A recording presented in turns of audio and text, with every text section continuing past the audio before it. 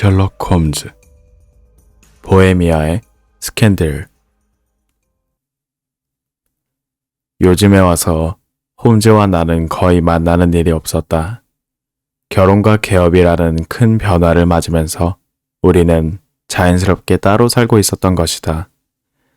나는 주홍색 연고에 관한 사건을 해결하면서 만나게 된 메리 모스턴이라는 여성과 결혼을 했고, 군복을 벗자마자 곧바로 병원도 개업했다.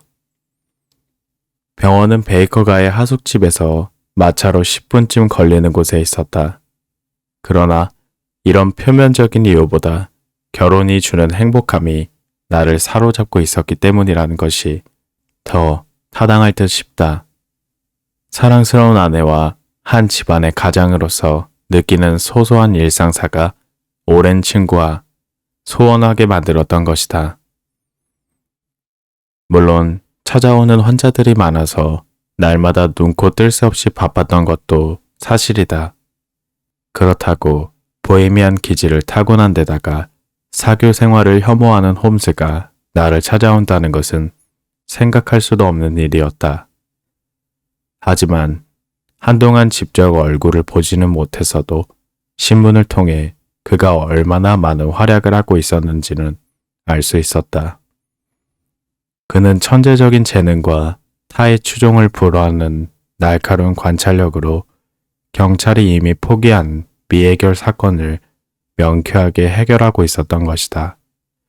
특히 트린코말리에서 일어난 에키슨 형제의 비극을 해결한 것이나 네덜란드 왕가를 위한 임무를 성공리에 마친 것, 심지어 저 멀리 러시아의 오데사에서 일어난 트레포프 살인 사건을 해결한 것이 세간에 대대적으로 공개되어 그의 명성은 한층 높아져 있었다. 그러나 이 같은 활약상을 제외하면 옛 동료이자 친구인 홈즈의 근황에 대해서는 미안하게도 아는 것이 하나도 없었다.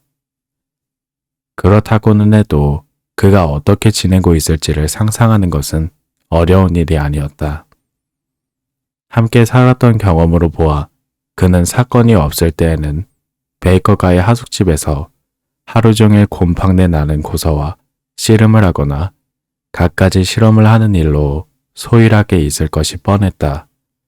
간혹 코카인에 빠져 나른하고 몽롱하게 지내는 일도 있었지만 일단 사건을 맡기만 하면 언제 그랬나 싶게 정력적으로 움직이곤 했다. 그에게 있어 사건은 곧 생활의 활력이었고 삶의 목표였다. 그만큼 홈즈는 범죄 연구에 깊이 매혹되어 있었던 것이다. 이 친구 요즘 어떻게 지내고 있을까? 1888년 4월 20일 왕진을 다녀오던 길에 베이커가를 지나게 되자 나는 문득 내 친구의 안부가 궁금해졌다. 그러자 그가 맡았던 사건과 그것을 해결하는 데 발휘하는 홈즈의 타고난 재능을 보는 것만으로 흥미진진했던 과거의 기억이 떠올랐다. 마침 마차는 홈즈의 하숙집으로 가는 길목을 막 지나고 있었다. 나는 급히 마부를 불렀다. 이보게, 지금 방금 지나친 골목으로 들어가 주게. 베이커가 221번지로 가야겠네. 마부는 큰 소리로 대답하고 나서 마차의 방향을 돌렸다. 얼마 지나지 않아 마차는 그리운 하숙집 앞에 덜컹대며 멈춰 섰다. 나는 마차에서 내려 홈즈의 방을 올려다보았다. 그의 방에는 불이 환하게 켜져 있었다. 창문에 드리워진 커튼에는 사람의 그림자가 아른거렸다. 성급하게 방 안을 걸어다니고 있는 것처럼 보였다. 키가 크고 마른 것으로 보아 홈즈가 틀림없었다. 사건을 맡았나 보군. 홈즈의 습관을 훤히 꿰뚫고 있는 나로서는 그의 표정이나 태도만 보아도 지금 어떤 상태인지 알 수 있었다. 분주한 모습으로 보아 분명히 그는 마약에 의한 몽환적인 상태에서 벗어나 어떤 일에 열정을 쏟고 있는 것이 분명했다. 그것이 사건인 것은 두말할 나위가 없었다. 게으른 홈즈를 저렇게 움직이게 하는 것은 사건밖에 없었던 것이다. 초인종 줄을 잡아당기자 사와나 아이가 급하게 뛰어나왔다. 아니, 왓슨 선생님, 어서 오세요. 그래, 잘 있었니? 그럼요. 선생님께서도 안녕하셨죠? 사와나 아이는 무척 반가워하며 묻지도 않았는데 위에 홈즈가 있다는 것까지 알려주었다. 나는 웃음으로 대답하고 익숙한 계단을 재빨리 올라 홈즈의 방 앞에 섰다. 그러고는 노크도 하지 않고 문을 열었다. 갑자기 문이 열리자 홈즈는 잠깐 놀라는 듯 하더니 이내 한 손을 위로 들어 올리며 가볍게 인사했다. 오래간만에 만나는 옛 친구를 대하는 태도치고는 반응이 좀 약했지만 나는 조금 더 언짢지 않았다. 평소 보아오던 홈즈 그대로였기 때문이다. 그는 평소에도 호들갑을 떨거나 과장된 몸짓을 하는 사람이 아니었다. 그래도 나는 홈즈의 따뜻한 미소와 눈빛으로 그가 몹시 반가워하고 있다는 것을 알 수 있었다. 조용한 성격의 내 친구는 같이 살 때 내가 즐겨 안고 있던 안락 의자를 손으로 가리켰다. 내가 자리에 앉자 담뱃갑을 던져주고는 선반 위에서 위스키병을 꺼내서 유리잔 가득 따른 후 내게 권했다. 그는 난로가에 우뚝 선 채 나를 뚫어지게 바라보았다. 왓슨, 자네는 결혼 생활이 체질인가 본데? 혈색도 좋아지고 체중도 3.5kg이나 불어난 것 같군. 3kg이야. 내가 강하게 부정하자 홈즈는 빙긋 웃었다. 그런가? 조금 더 생각했어야 했는데 미안하게 됐는걸. 그런데 왕진 다녀오는 길인가 보군. 개업이라니 성가신 일이 어지간히도 많겠어. 왜 그렇게 생각하나? 난 자네한테 개업을 했다고도 안 했는데. 사실 개업은 나로서도 갑작스러운 일이었다. 더구나 처음부터 환자가 많이 찾아온 덕에 정신없이 바빴다. 그래서 정작 홈즈에게는 개업했다는 것을 알리지도 못했다. 그런데 지금 홈즈는 내가 개업의가 되었다는 것뿐만 아니라 왕진 다녀온 것까지 알고 있었던 것이다. 나는 그의 뛰어난 재능이 발휘되었다는 것을 잘 알면서도 어떤 단서를 가지고 추리한 것인지 궁금했다. 그만한 것쯤이야 일부러 알리지 않아도 알 수 있네. 자네만큼 확실한 증거가 어디 있겠나. 자네 몸에서 요오드포름 냄새가 진동하고 있고 손가락에는 질산은이 묻어 있거든. 그뿐인 줄 아나? 자네 안주머니에 청진기가 들어있지 않나? 현직 의사가 아니고서야 있을 수 없는 일 아닌가? 그런데 기왕 말이 나온 김에 한마디 충고해 두겠네만 자네 집에 있는 하녀를 당장 해고하는 게 좋겠어. 그렇게 게을러서야 어떻게 안심하고 집안일을 맡길 수 있겠나? 놀랐네. 마치 두 눈으로 본 것처럼 정확하군. 도대체 어떻게 알았나? 홈즈는 집게 손가락을 들어 나의 왼쪽 구두를 가리켰다. 아는 게 아니라 과연 나의 왼쪽 구두는 몹시 흉하게 바래고 찌그러져 있었던 것이다. 나는 씁쓸하게 웃었다. 비가 왔던 지난 목요일에 자네는 그 구두를 신고 외곽으로 왕진을 갔었고 집에 돌아와서 그 하녀에게 말끔히 닦아놓으라고 일렀네.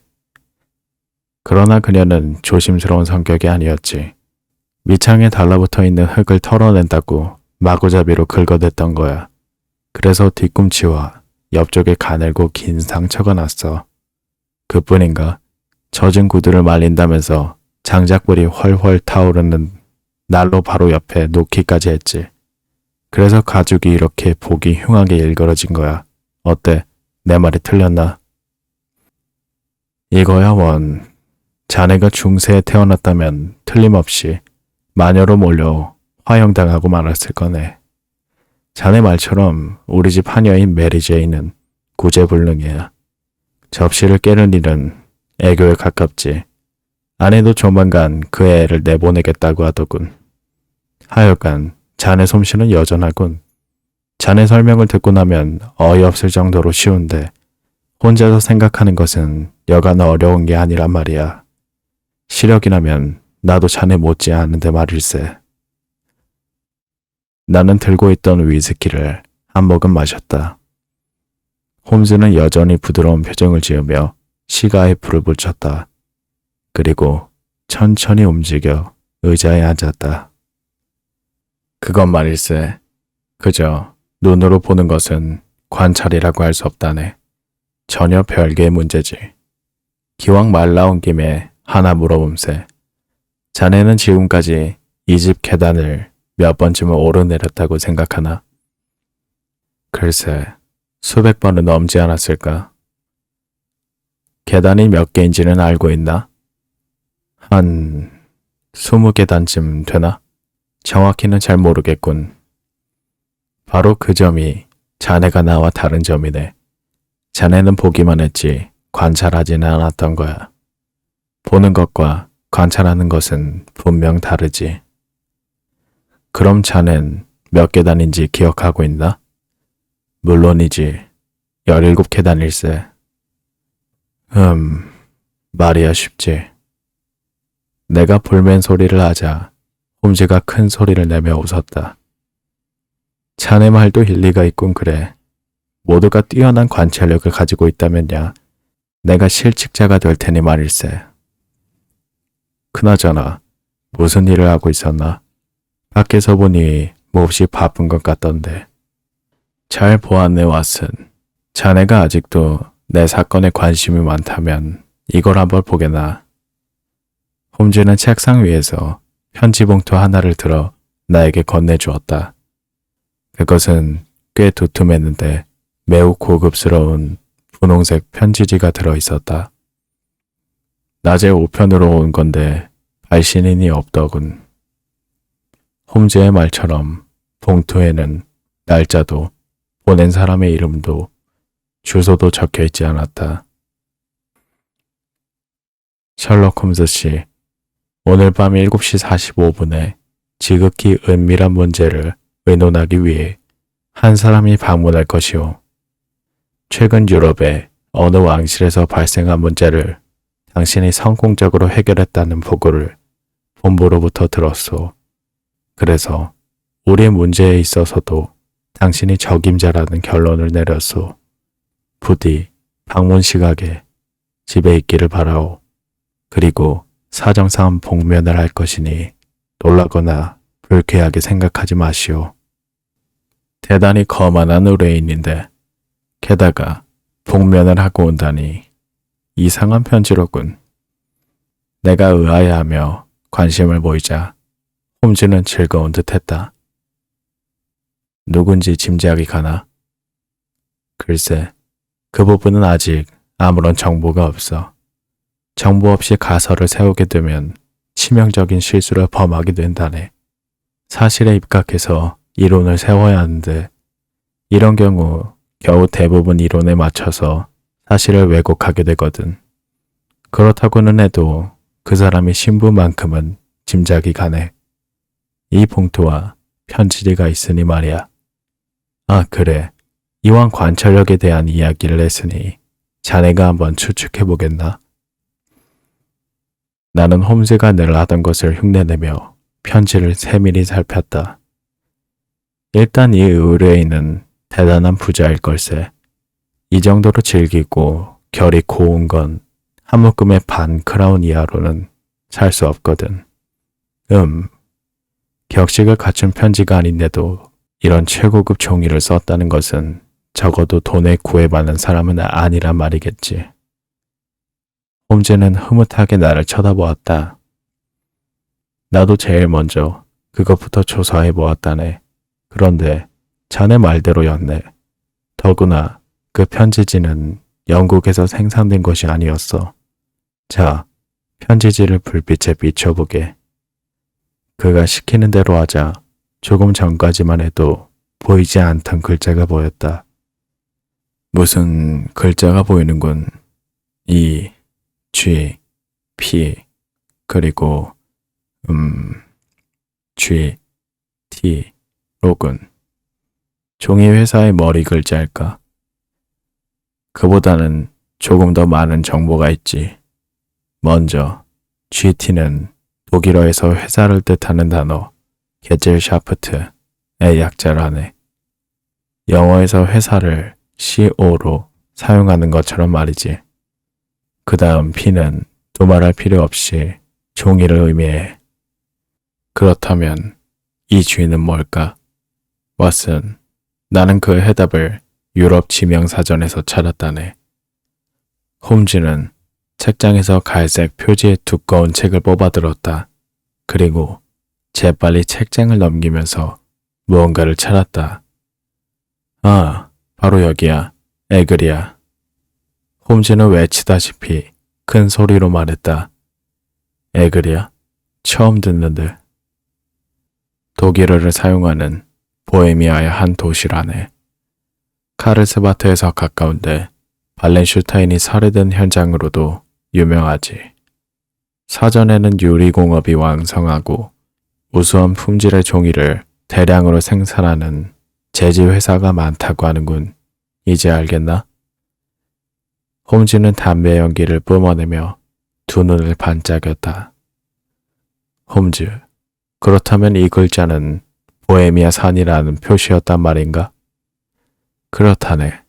그리고 이 편지를 쓴 사람은 독일어를 모국어로 하는 사람이야.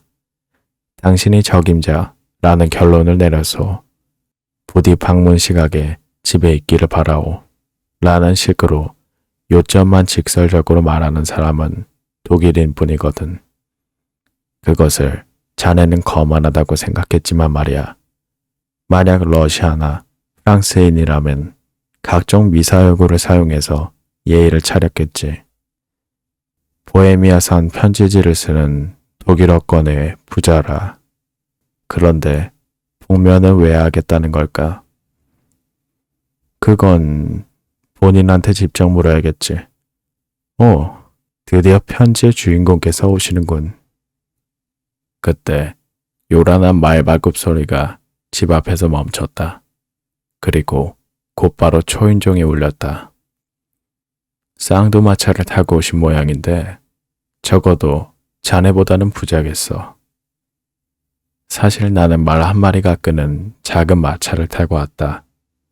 홈즈는 방 안에서 소리만 듣고도 마차의 실체를 구별했던 것이다. 소리로 마차가 구별이 되나? 말발굽 소리를 자세히 들으면 자네도 구별할 수 있을 거야. 그는 빙그레 웃으며 창가로 걸어가더니 아래를 내려다보았다. 그리고 휘파람을 불었다. 오, 멋진 부러운 마차로군. 게다가 저 말들은 한 필에 150기니는 될 만한 준마야. 적어도 사례비를 떼일 염려는 없겠어. 홈즈는 몹시 기분이 좋아 보였다. 평소에 하지 않는 농담까지 할 정도였으니 말이다. 손님도 오셨으니 이 가난뱅이 의사는 이쯤에서 퇴장해주지. 그게 무슨 소린가? 이번 사건은 꽤 재미있을 것 같은데 이런 사건을 놓친 데서야 자네가 어떻게 나의 전기 작가라고 할 수 있겠나? 자네는 나의 보지웰 아닌가? 그렇게 생각해준다니 고마운걸. 하지만 복면까지 하고 오는 의뢰인이라면 다른 사람이 있는 것을 바라지 않을 거야. 아, 자네도 탐정이 다 됐군. 하지만 걱정하지 말게. 잊었나? 자네는 내 동료란 말일세. 나는 그의 완강한 만류에 다시 주저앉고 말았다. 거기에는 이 사건에 대한 나의 호기심이 강하게 작용하기도 했다. 느리고 묵직한 발소리가 17개의 계단을 올라오고 있었다. 마침내 발소리는 방문 앞에서 멈췄고 이어 둔탁한 노크 소리가 났다. 들어오십시오. 홈즈의 대답이 끝나기가 무섭게 문이 벌컥 열리고 한 사람이 방 안으로 들어섰다. 그는 1m 80cm도 넘어 보이는 큰 키에 떡 벌어진 어깨와 강인해 보이는 팔을 자랑하고 있었다. 나는 그리스 신화에 나오는 헤라클레스가 살아있다면 그와 같은 모습이었을 거라고 생각했다. 그는 편지에 이미 밝혔듯이 얼굴에 복면을 하고 있었는데 이마에서 광대뼈까지 덮을 만큼 큰 복면이었다. 복면 사이로 파랗고 날카로운 눈매가 인상적으로 번득거리고 있었고 그 아래로는 윤곽이 뚜렷한 두꺼운 입술과 고집스러워 보이는 길고 각진 턱이 그가 매우 강한 성격의 소유자임을 말해주고 있었다. 전체적으로 위험이 느껴지는 얼굴이었다. 그런데 입고 있는 옷은 일반적인 기준에서 볼 때 도가 지나쳤다.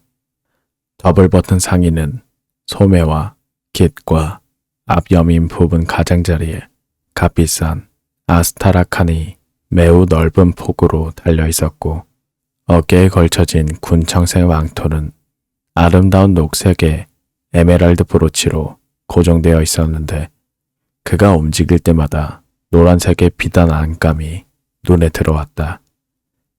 또 그가 신은 부츠는 목이 정강이 중간쯤까지 올라오는 것으로 얼굴이 비칠 만큼 잘 닦여 있었고 끝부분에는 조금 검은 빛을 띤 갈색의 윤기가 흐르는 고급 모피가 달려 있었다.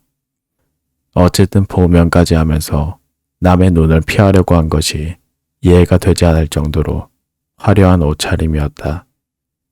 그는 방문을 열기 전 문 앞에서 바로 복면을 썼는지 방 안에 들어가면서도 한쪽 손으로 그것을 만지고 있었다. 편지는 보셨소? 그는 인사도 하지 않고 강한 독일어 억양으로 우렁차게 물었다. 방문할 거라고 미리 알렸는데. 그는 나와 내 친구를 번갈아 보면서 조금 당황한 듯 말을 얼버무렸다. 누구에게 말해야 할지 모르겠다는 눈치였다. 홈즈가 그걸 놓칠 리 없었다. 어서 오십시오. 제가 셜록 홈즈입니다. 이쪽은 왓슨 박사로 저와 함께 일하고 있습니다.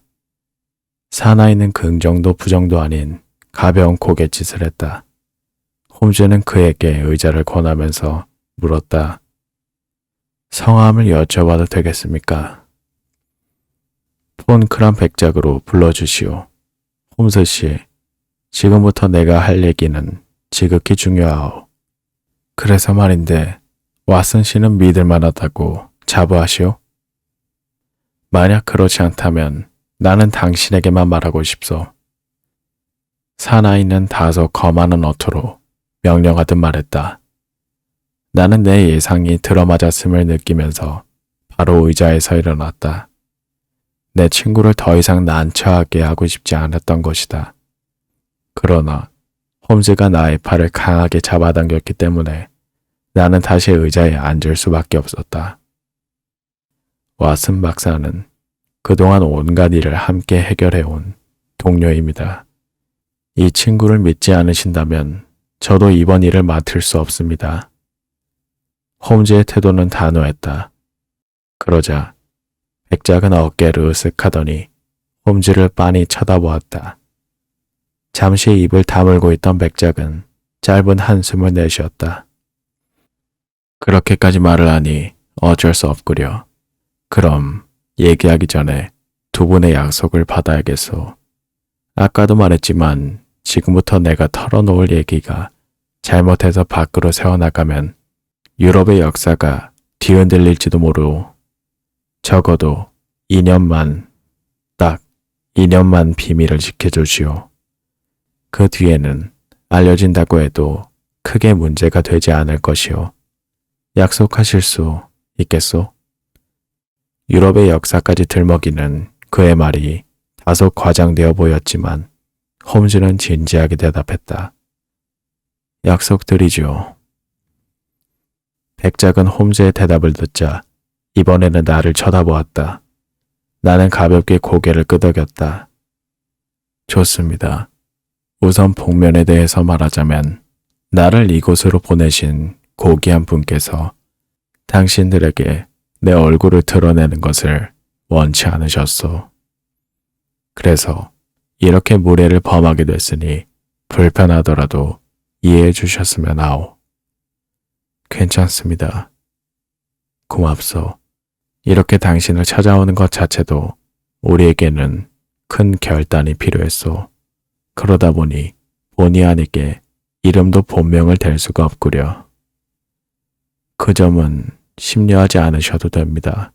이미 알고 있으니까요. 그리고 보헤미아에서 오셨다는 것도 말입니다. 아니, 그걸 어떻게? 동면 안에 파란 눈동자에 동요가 이뤘다. 백장님께서 보내신 편지의 종이가 영국에서는 쉽게 구하지 못하는 보헤미아의 것이었거든요. 홈즈는 차분하게 대답했다. 백작의 입에서 감탄을 하는 듯한 신음소리가 새어나왔다. 과연 당신에 대한 세상의 평가가 헛소문이 아닌가 보구려. 사전에 신분이 노출되지 않도록 신경을 썼는데 그런 허점이 있었다니. 그런 일로 조심을 하실 때에는 먼저 평소의 습관대로 하시면 안 됩니다. 그렇군요. 미처 거기까지는 생각하지 못했소. 백작은 큰 결심이 나는 사람처럼 입가에 힘이 들어갔다. 그리고 사건에 대해 이야기하기 시작했다. 내가 보헤미아에서 온 것을 이미 알고 계시니 더 이상 망설이지 않겠소. 지금 우리 보헤미아 왕국에 미묘한 문제가 발생했는데 잘못하면 엄청난 스캔들로 발전할 것이오. 알다시피 왕국의 스캔들은 일반인의 그것처럼 단순하지가 않소. 왕가는 물론이고 나라 전체가 흔들릴 수 있기 때문이오. 내 생각에는 지금이 건국 이래 최대의 위기가 아닌가 싶소. 오름슈타인 왕가에 문제가 생긴 모양이군요. 홈즈는 의자에 몸을 파묻은 채 나른한 목소리로 말했다. 유럽에서 가장 뛰어난 두뇌의 소유자이며 완벽한 탐정이라는 세상의 명성과 어울리지 않게 나태해 보이는 모습이었다. 백작은 내 친구의 입에서 나온 소리에 놀라기도 했지만 도무지 민첩하다고 생각되지 않는 그 태도에 더 놀란 모양이었다.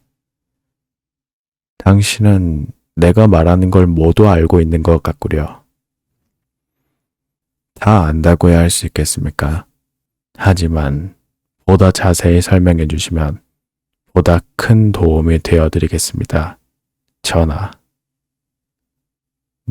뭐라고? 백작은 홈즈가 마지막으로 던진 전하라는 말에 깜짝 놀라며 의자에서 벌떡 일어났다. 내가 그 호칭의 의미를 미처 깨닫기도 전이었다. 그는 무언가를 생각하는지 방 안을 서성거리기 시작했다. 얼굴에는 핏줄이 서 있었고 각이진 턱에는 잔뜩 힘이 들어가 있었다. 그러더니 갑자기 자포자기한 사람처럼 복면을 벗어 바닥에 팽기쳐버렸다. 홈즈, 자네가 제대로 보았다. 나는 보헤미아 왕국의 국왕이다. 홈즈는 언제나처럼 침착한 눈길로 국왕을 응시했다. 그는 느린 동작으로 바닥에 떨어져 있는 복면을 주워 책상 위에 놓았다. 정작 놀란 것은 나였다. 자신을 국왕이라 일컫는 사나이는 약간 흥분하고 있었다. 그의 입술이 파르르 떨리고 있었고 목소리도 상기되어 있었던 것이다. 이 방으로 들어오실 때 한눈에 보헤미아 왕실 카셸펠슈타인 대공작 가문의 비렐름 코츠라이어 지기스문트 폰 오름슈타인 전하이신 것을 알았습니다. 나를 어떻게 알아보았는지 물어도 되겠나? 복면까지 쓰고 오실 정도의 문제라면 신분이 높은 분의 스캔들이 분명하다고 생각했습니다. 그런데 이런 문제는 보통 다른 사람을 시키기보다는 당사자가 직접 오게 마련이죠. 게다가 전하께서 입고 오신 의상은 보통 사람의 것이라 할 수 없는 것이었고 말입니다. 또 보헤미아의 내정을 고려할 때 스캔들 때문에 가장 위험해지는 사람은 전하이시기 때문입니다. 우리의 내정 상황까지 알고 있다니 놀랍군. 바로 그렇다. 정치적인 문제라면 대신할 만한 사람이 있지만 이번 일은 워낙 민감한 사안이라 만약 이 일이 내 반대파들에게 알려지기라도 한다면 왕이 조차 안심할 수 없게 된다. 물론 탐정에 대해서도 안심할 수는 없었다. 이것을 약점으로 잡고 협박을 할 수도 있으니 말이다. 그래서 신분을 숨긴 채 조언을 구할 생각으로 프라하에서 런던까지 오게 된 것이다. 그럼 이제 자세히 말씀해 주시겠습니까? 국왕은 다시 자리에 앉아 머리를 쓸어내렸다. 혹시 아이린 애들러라는 가수를 알고 있나? 글쎄요. 왓슨, 미안하지만 내 자료 파일을 가져다 주겠나? 홈즈는 고개를 갸웃거리더니 인물과 사건 기사를 모아둔 파일을 찾았다. 그건 오래된 그의 습관이었는데 그 파일은 적어도 홈즈가 탐정을 하고 나서부터의 것에 관한 웬만한 사전보다 나았다. 물론 아이린 애들러의 기사도 있었다. 그것은 심해어에 관한 논문을 발표한 어느 부합장의 기사와 한 유태인 랍비에 관한 기사 사이에 있었다. 나는 그 부분을 편채로 홈즈에게 건네주었다. 1858년 미국 뉴저지주 출생 알토 가수, 라스칼라 전속 가수, 바르샤바 왕립 오페르단의 프리마돈나. 지금은 오페라 무대에서 은퇴했고 런던에 거주하는군요. 그렇다. 5년 전쯤에 바르샤바에 얼마 동안 머문 적이 있었는데 그때 그녀를 처음 만났지. 홈즈는 눈을 감은 채 고개를 가볍게 끄덕였다. 전하께서는 그때부터 이 젊은 여가수와 비밀스러운 관계를 유지하신 거군요. 그러는 동안 세상에 알려지면 곤란한 편지를 여러 통 주셨겠죠. 그리고 지금 그 편지를 돌려받고 싶으신 것이고 말입니다. 그대가 말한 그대로다. 그런데 전하께서는 그 여가수와 비밀리에 결혼이라도 하셨습니까? 아니면 왕비로 삼겠다는 약속이라도 하셨나요? 난 맹세코 결혼의 맹세 같은 건 하지 않았다. 그럼 법적인 효력이 있을 만한 문서를 주셨습니까? 그런 일 없다. 그럼 증거로 내밀 수 있는 것은 직접 쓰신 편지뿐이겠군요. 왕은 고개를 끄덕였다. 전하, 그렇다면 이해가 되지 않습니다. 만일 그 여인이 편지를 들고 나와 협박하더라도 전하께서 부인만 하시면 문제될 것이 없지 않습니까? 필체는 어떻게 하나? 필체는 얼마든지 흉내가 가능합니다. 왕실에서 전용으로 사용하는 편지지를 사용한 것은 그녀가 훔친 겁니다. 편지지 정도는 몇 장 없어진다고 해서 눈치챌 수 있는 것이 아니니까요. 내 봉인이 찍혀있는 건 어떻게 하나? 돈만 있으면 봉인을 위조해 줄 수 있는 사람은 얼마든지 구할 수 있습니다. 그럼 사진은? 전하의 사진이라면 얼마든지 구입할 수 있습니다. 그게 나하고 아이린이 함께 찍은 사진이거든. 홈즈의 입에서 작은 신음이 새어나왔다. 그건 좀 어렵군요. 경솔한 행동이셨습니다. 국왕은 난처한 표정을 지었다. 젊은 혈기의 앞뒤를 가리고 한 행동이 아니었다.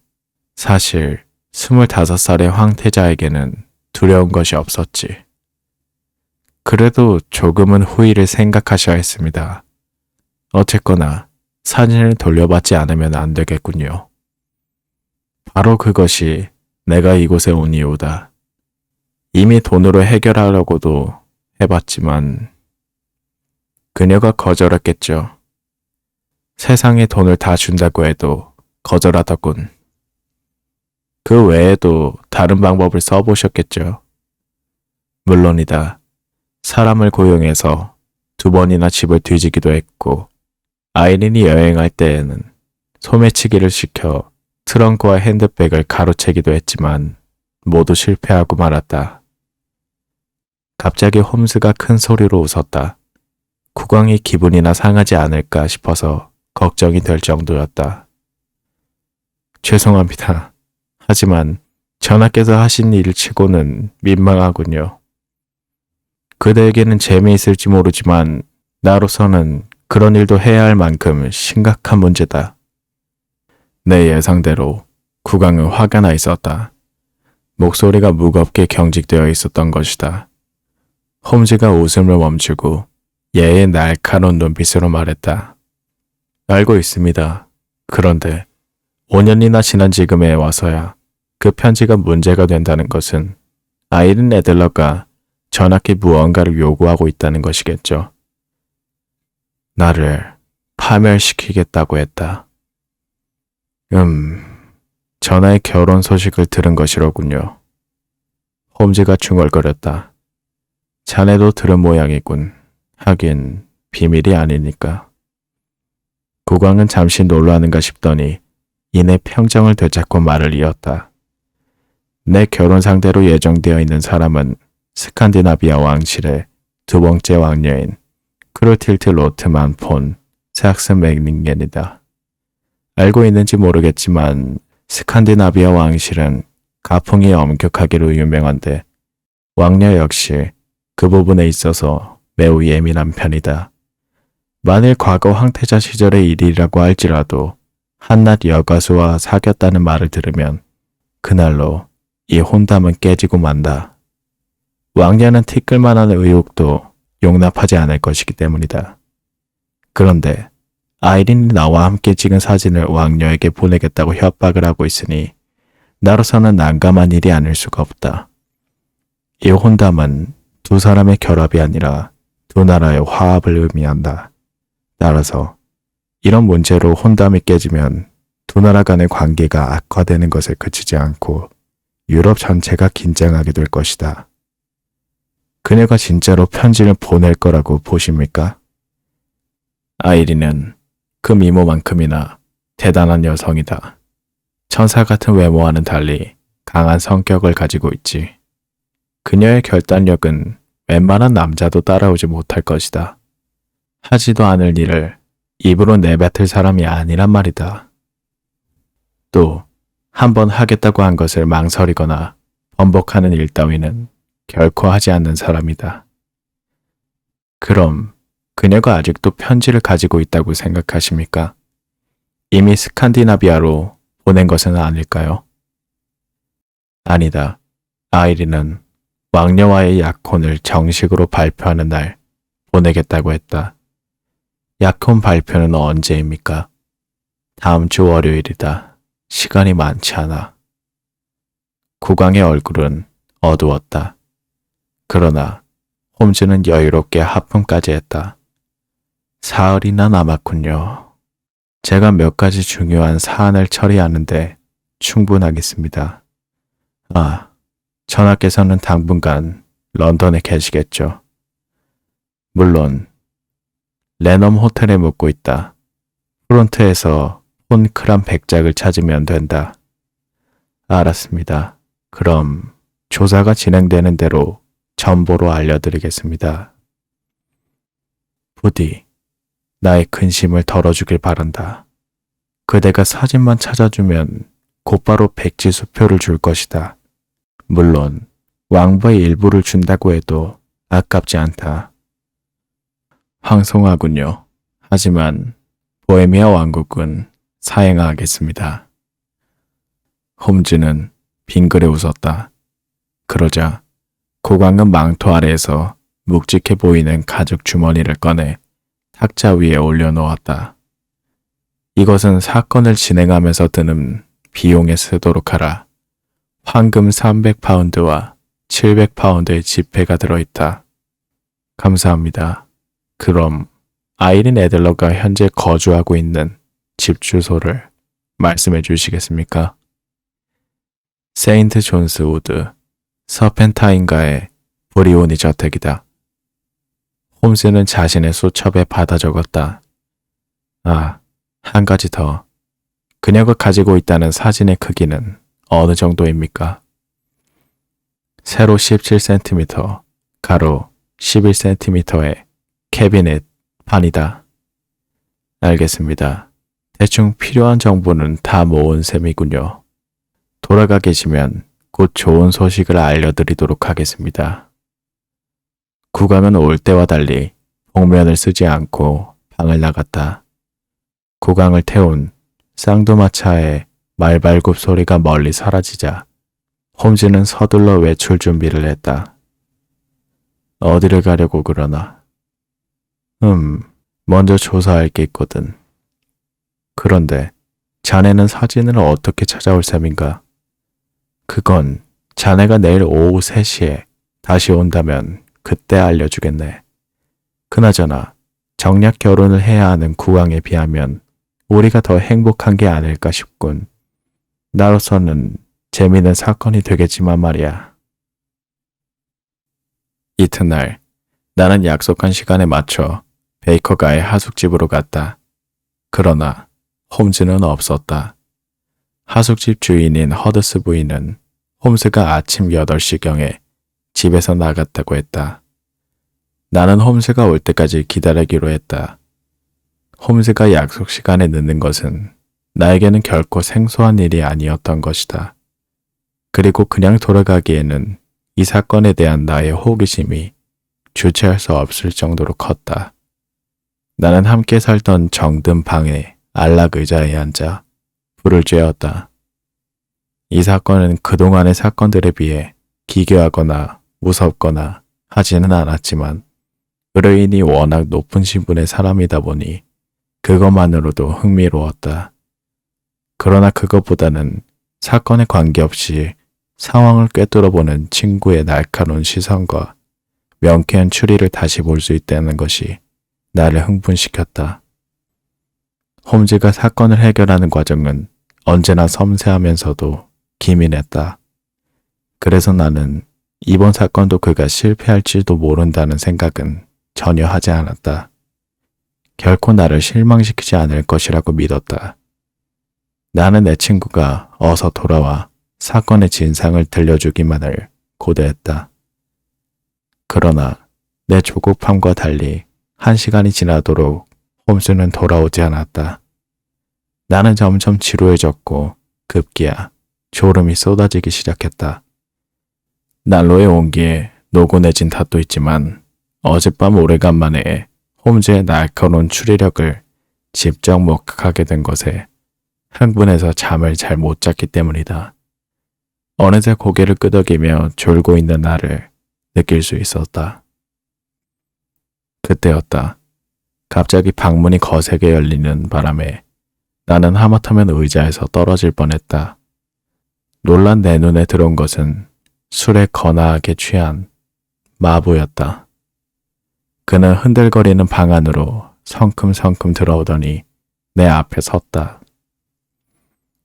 나는 이 낯선 사람의 당당한 등장에 너무 놀라서 소리를 지를 생각도 하지 못했다. 그런데 그의 입에서 나온 말은 나를 더욱 아연하게 만들었다. 오래 기다렸나, 왓슨. 그는 다름 아닌 홈즈였던 것이다.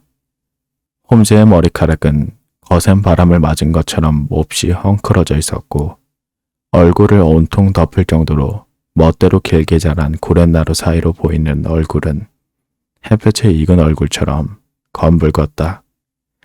또 군데군데 흙먼지가 잔뜩 묻어있는 허름한 옷차림까지. 내 앞에 선 사람은 영락없는 마부였다. 홈즈의 변장 솜씨가 뛰어난 것은 익히 알고 있었지만 입을 다물 수 없을 정도였다. 홈즈, 자넨가? 내가 못 믿겠다는 듯이 묻자 홈즈는 큰 소리로 웃었다. 그럼 누구로 알았나? 그런데 잠시만 더 기다려줘야겠는걸. 옷 좀 갈아입고 나오겠네. 홈즈는 싱긋 웃더니 자신의 침실로 들어갔다. 5분 뒤 홈즈는 얘의 깔끔한 트위드 정장 차림으로 돌아왔다. 그는 한 손을 호주머니에다 찔러 넣은 채 난로 앞으로 다가오더니 두 다리를 벌리고 섰다. 왓슨, 오늘 아침에. 홈즈는 말을 하다가 말고 무엇이 우스운지 어깨를 들썩거리며 웃기 시작했다. 한참 동안 숨이 턱에 닿도록 웃어대더니 의자 위에 털썩하고 주저앉아 버렸다. 홈즈, 왜 그러나? 오늘 아침에 내가 무슨 짓을 했는지 아나? 자네는 상상도 하지 못할걸. 도대체 무슨 일을 했기에 그러는 건가? 자네가 오랜 시간 기다린 것에 사과하는 의미로 자세히 얘기해주지. 난 오늘 아침 8시에 실직한 마부로 변장하고 집을 나섰네. 그리고 곧바로 브리오니 저택으로 갔어. 저택은 큰 도로에 접한 아담한 2층 집이더군. 집 뒤에는 정원이 있었고 현관에는 자동 잠금 장치가 달린 자물통이 달려 있었어. 또 아래층에 큰 응접실로 통하는 창문은 바닥까지 내려오는 긴 것이었는데 잠금 장치는 어린아이도 쉽게 열 수 있을 만큼 허술한 것이었지. 또 정원에는 마구간이 있었는데 그 마구간 지붕으로 올라가면 복도로 향한 작은 창문이 있어서 집 안으로 들어갈 수가 있더군. 집 주변을 돌며 자세히 살펴봤지만 그 외에는 별로 눈길을 끄는 게 없었네. 수상한 사람으로 신고를 안 당한 것이 용하군. 그런데 변장은 왜 한 건가? 그 사람의 주변을 알고 싶을 때는 그 집의 마부들과 친분을 쌓는 것만큼 유용한 것이 없거든. 마부들은 동료의식이 매우 강해서 어려울 때 돕기도 하고 일자리를 알선해주기도 한다네. 또 서로 잘 모르더라도 마부라는 같은 직업을 갖고 있다는 것만으로도 서로 감추는 것이 없지.